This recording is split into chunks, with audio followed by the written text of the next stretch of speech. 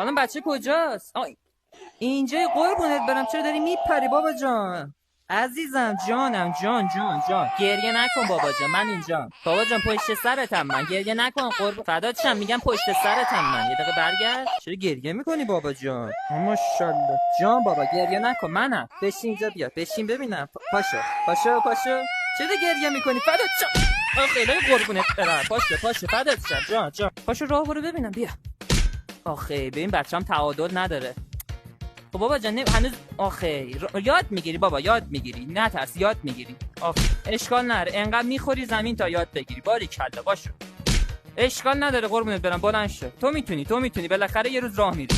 قربونت برم. بشین اینجا با هم نونگیا کبابر بازی کنیم. بشین. تکون نیافتی بیرون بابا جان. اون دسته بده اینجا، این دستم بزن اینجا. خب هر موقع من خواستم سرت داره گیج میره، انقدر خوردی زمین. اشکال نداره قربونت برم، بزرگ میشی درست میشه. بیا دست بزن اینجا. هر موقع خواستم بزنم دستتو بکش. باشه 1 2 3. بابا گریه نکن دیگه، بازی داشتیم که دردت گریه نکن بابا. کچل با گریه نکن. یا پشت دوشتی میکنم، اشکال نداره. 1 ماشاءالله 2 باریکلا 3. خانم بچه اینجا تو دستشویی بود خانم.